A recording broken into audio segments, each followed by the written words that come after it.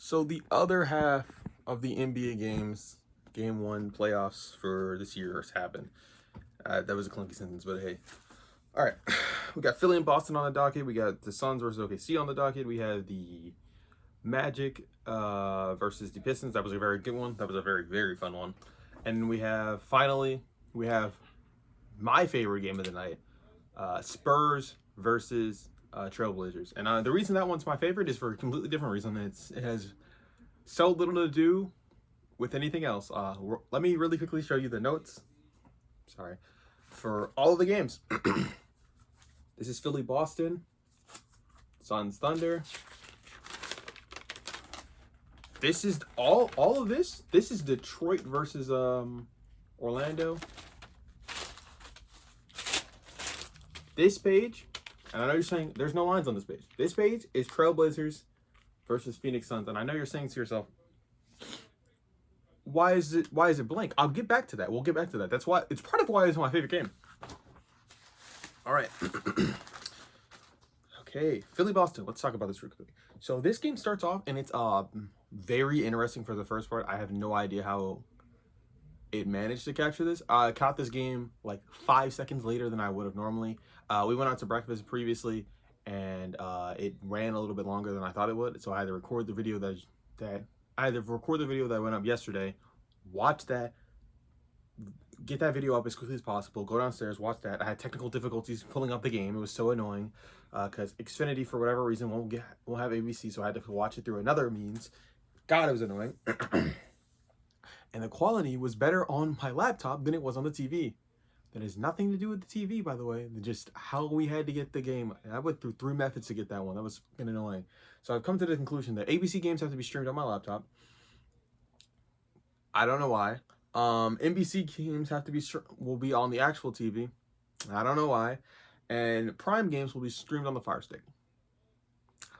If anyone has any clue as to why I don't like the idea of them dividing up all of the games over a course of multiple streaming apps, you know why. You now know. It's really fucking annoying. Okay.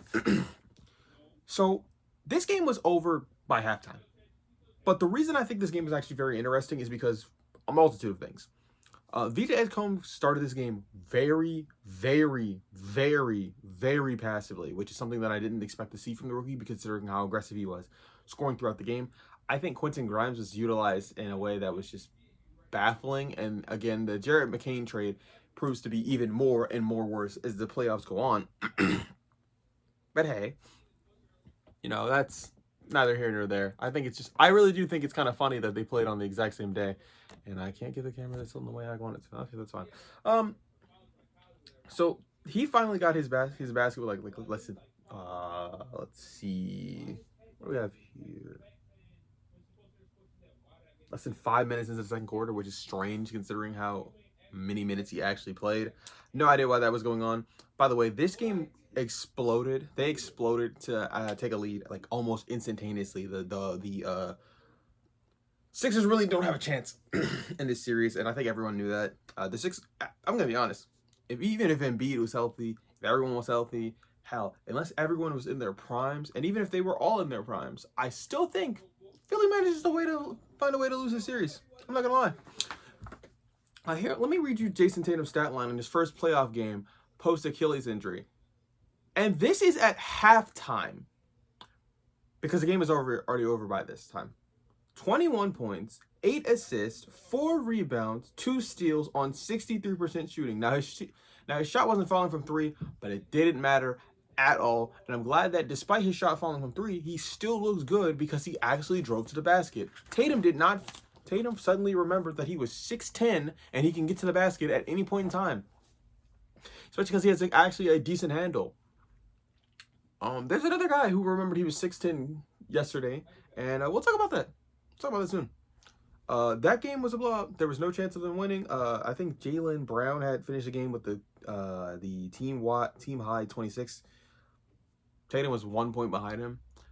They were taking turns picking apart and dominating this defense. The real reason that they were so easily able to get to the basket has nothing to do with Embiid being hurt. It has a lot more to do with Bona being in foul trouble, Andre Drummond being in foul trouble.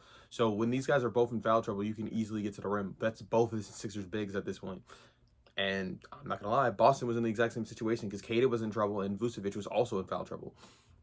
The room was wide open, and we saw one team that's exceptionally good at getting to the basket, and we saw one team that's exceptionally good at keeping the basket protected. I don't think I need to say which is which because the Sixers shooting from three, pretty bad. Paul George played okay in this game. I think he played up to the standards that I expect Paul George at this point in his career. I don't know what year it is specifically. I think it's 2011, year 15. All the injuries and stuff piling up, and you know that I still don't know why you gave him a max contract, but hey, that worked out okay for him, I guess. This series is going nowhere. I don't expect me to cover the games, the other games, nearly as much detail as this. It was something to watch. Okay, Suns Thunder. I want to say this game was more interesting, but this game was not. it was not, dog. The very beginning of this game, okay, let me see it, sorry. Very beginning of this game, Dillon Brooks gets in like an early flagrant foul on Chet, and those are the Dillon Brooks that you expect. Those are exactly what you want to see out of the Suns. He has a level of edge and intensity to the game that obviously helps the Suns win basketball games. He can hurt the Suns at some points at times, but it's a double-edged sword. I thought Booker was incredibly passive. It turns out when I actually looked at his score, he actually did a lot. There was a lot of weird flagrants in this game. Not really because of Dillon's wasn't weird. That's just what I expect from Dillon at this point. The weird thing is the Hartenstein one, which was kind of inadvertent, but he still hit him in the face, so that's something. I thought it was very interesting that the Thunder used as many players as they did last night.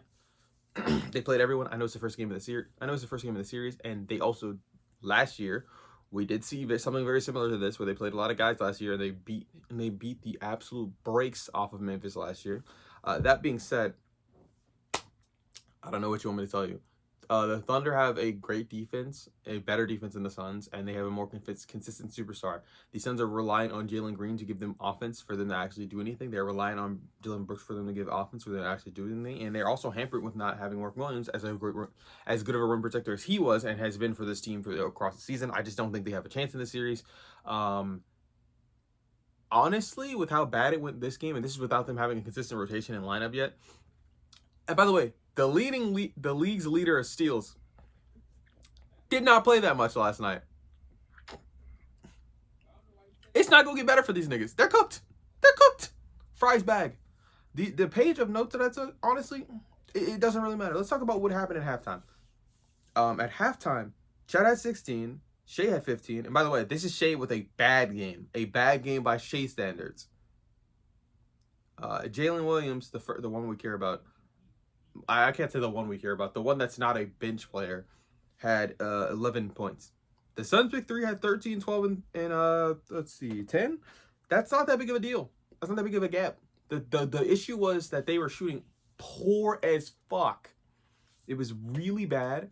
It led to the games being really, really easy for them to dominate, and there was no chance of this team coming back. They had blown them out for a very long time. I think the final score of this game was, let's see. I didn't even track that. That is insane. I didn't even say the final score of this game. They were beating the brakes off of these niggas. Let me just tell you what it was at the third quarter, because the game had been over for quite some time. At the end of the third quarter, it was 66-97. They were not coming. They were not making it. The Suns do not even score 100 points in this game. There was no chance of them winning it. Here's what really happened and why the Suns really didn't have a chance. The Thunder generated 34 points off of turnovers. That's almost the margin of victory in this game, dog. That there was nothing to be said. The Suns only scored 2 points off of turnovers. Again, when you're a team that lives off of your defense and you only score this many points off of turnovers, you're not going to win. This is a very similar situation to what the Cleveland Cavaliers and the Raptors series is looking like. A team that, hey, they shot pretty well from three, not going to lie, but they didn't generate any points off of turnovers, and the other team did, and they got belted in the third. This is the longest section of notes I have today, so bear with me.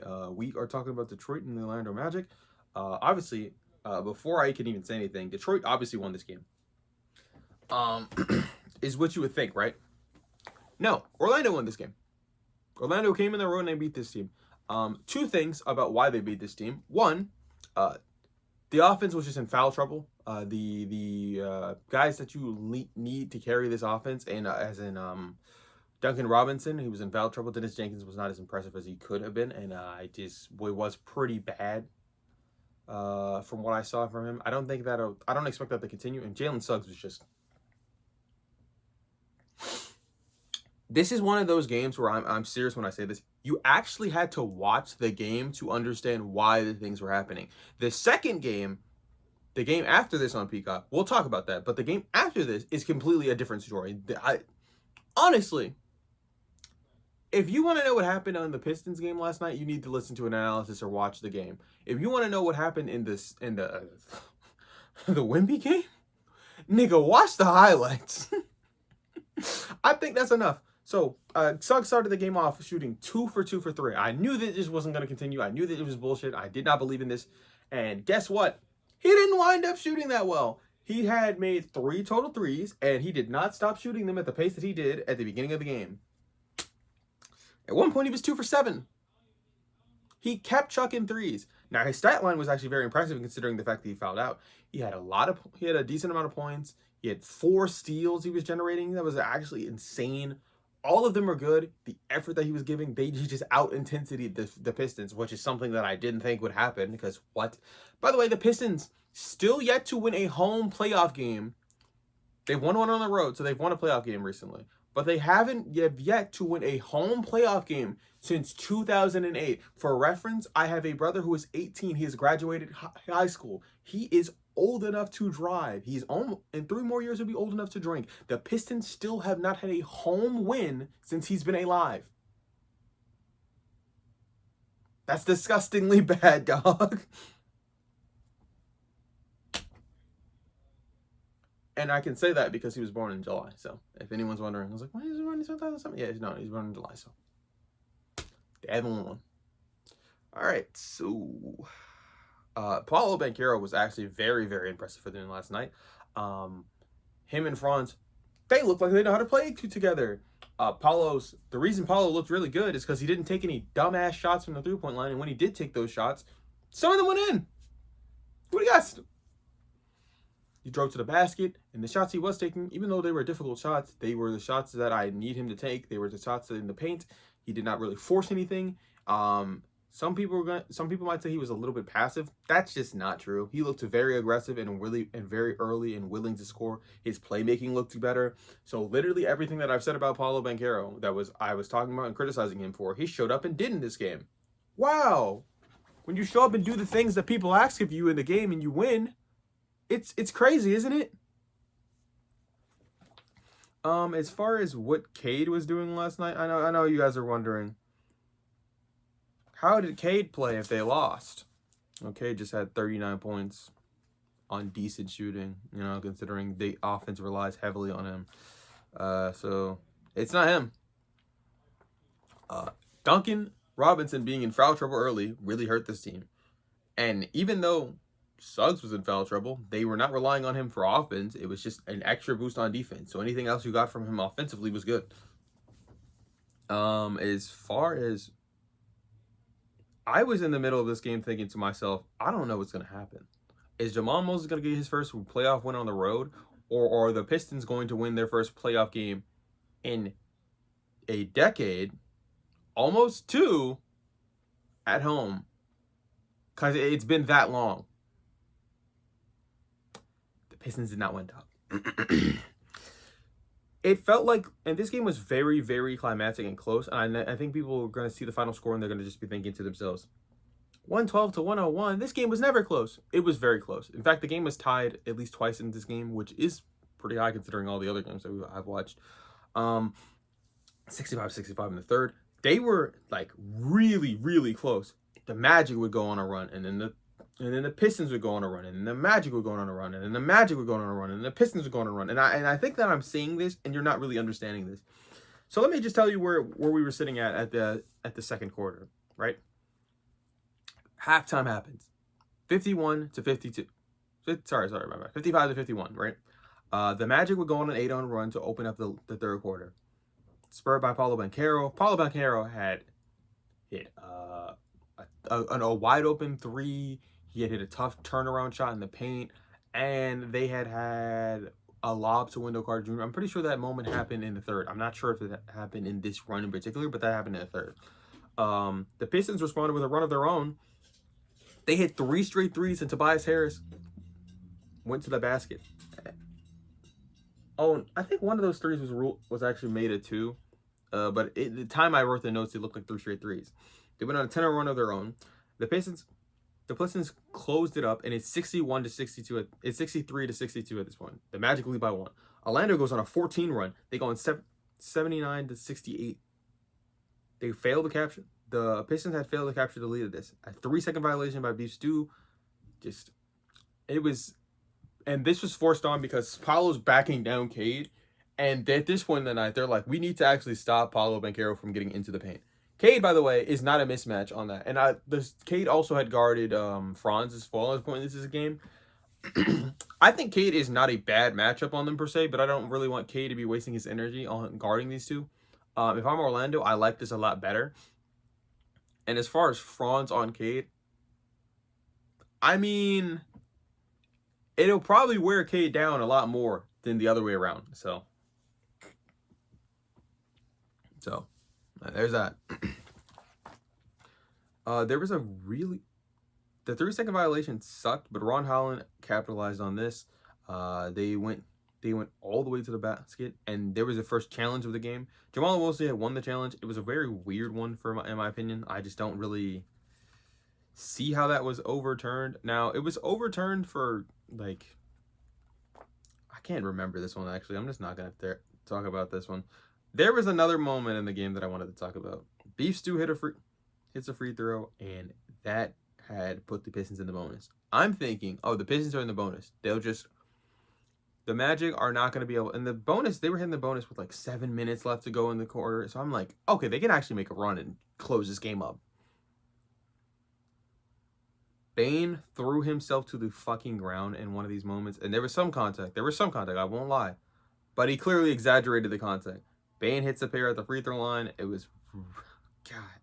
And I'm not talking about oh, there was a little contact, he went up. There was a little contact, he went flying off the screen. It was disgusting. The score at this point in time in the third is 81 to 74. But I'm thinking in my head, the Pistons close this up though.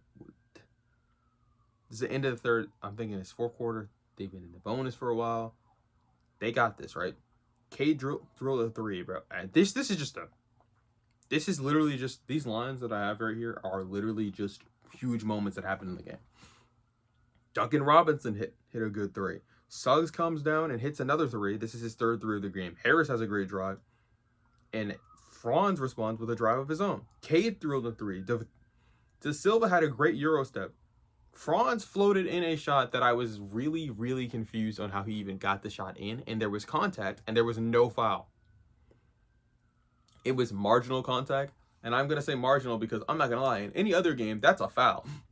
But because it's Pistons Magic, that's not a foul. These two teams were very physical. They were getting into the transition a lot. It was a very exciting and fun game. And if you didn't watch it, I feel bad for you. If you didn't watch it because you're like, Paolo Banchero and Cade Cunningham, I don't want to see that shit.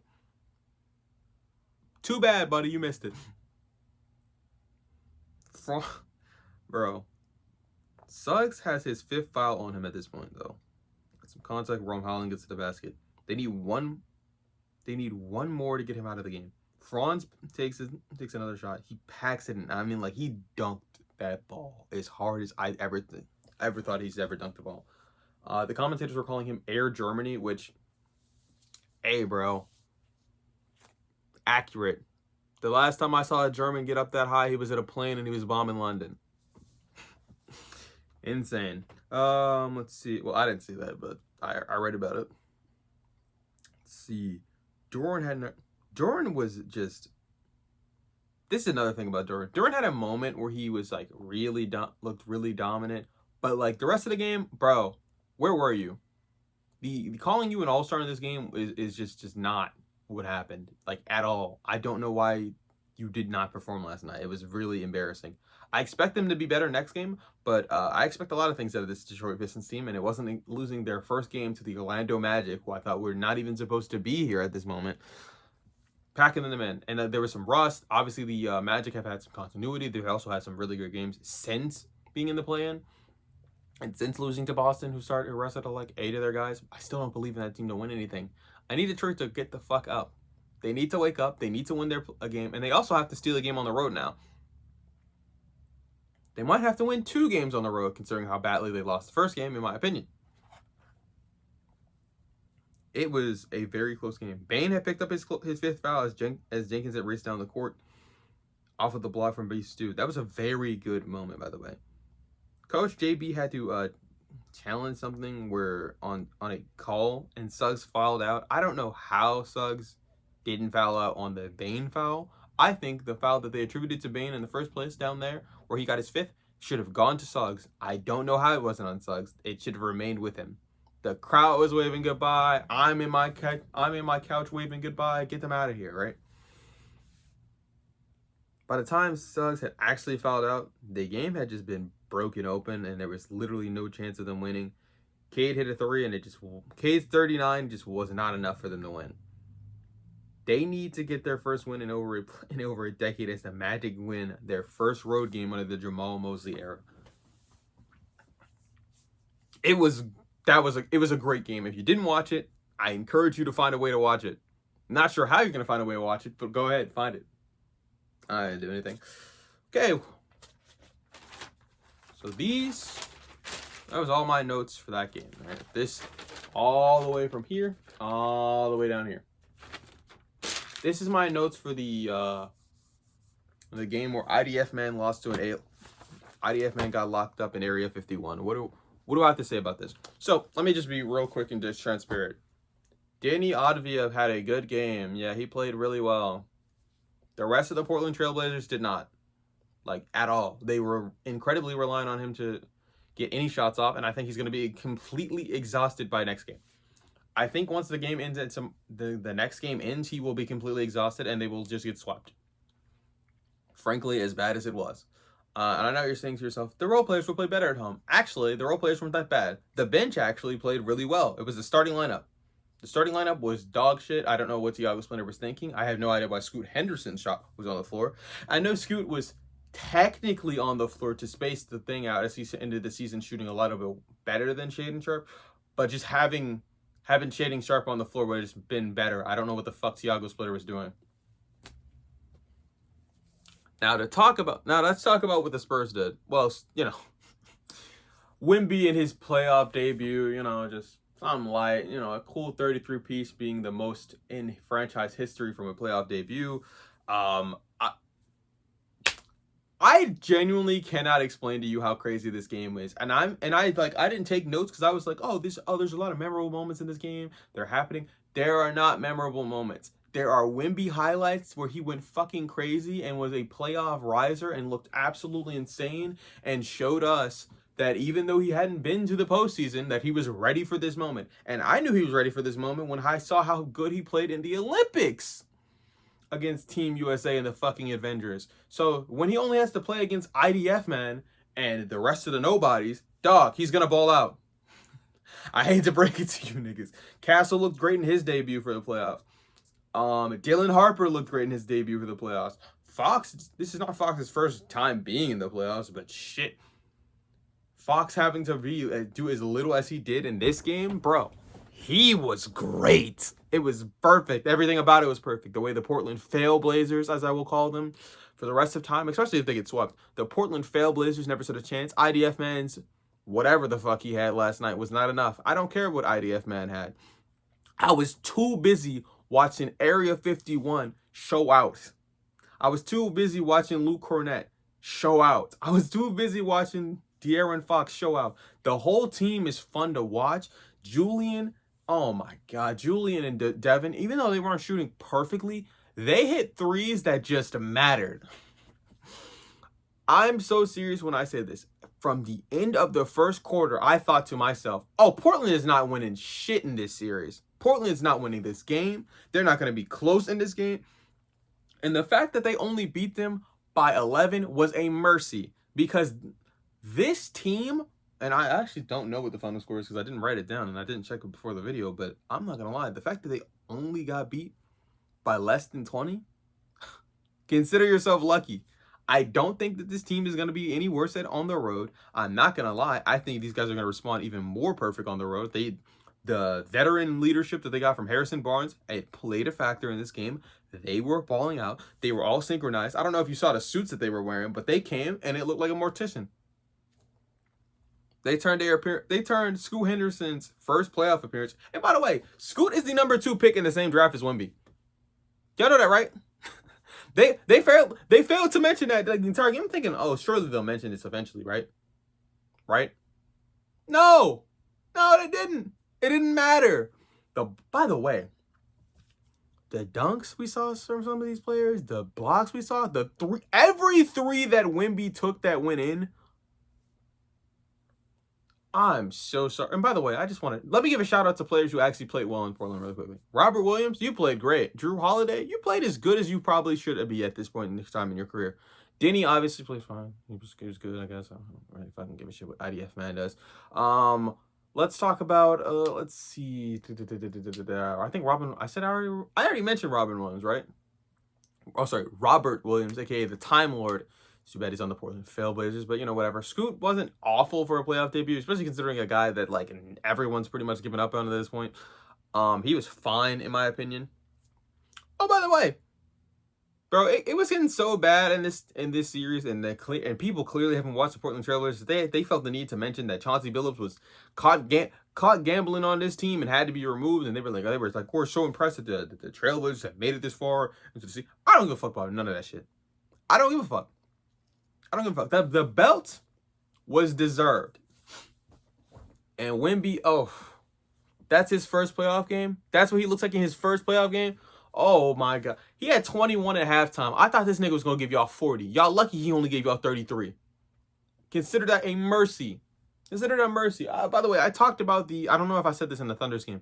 The Thunder's key players, none of them had to play, like in the three that we think about when we're talking about the Thunder going to win a championship back-to-back, and this is going to be the core for a while. Those guys didn't play 29 minutes. They didn't. I don't care what minutes Wemby played last night. Wemby was dominant. I think Wemby unironically might have the best, not just the best playoff debut I've ever seen, in my opinion, but just the best. Crazy by the game, by the way. Not just the best playoff debut I've seen, but just like the best. The best game that happened last night. Like, I don't know. And Cade had damn near 40 last night. His career high in the playoffs. That was amazing basketball I saw. And by the way, Franz and Paulo played well. Suggs played great last night. It was a great night for basketball. I cannot wait to see whatever happens tonight. Unfortunately, I don't have the luxury and ability to just record this video. I got to record another video after this. This is going to be a part. I don't even want to say a part 1 and part 2. They're completely different related topics. Last year I did my who's going to win this award and all that and shit, and I got all the finalists and stuff for it. We're going to talk about that, who I think will win those awards. But if you like this video, like, comment, subscribe, blah, blah, blah. I'm done doing my shilling stuff.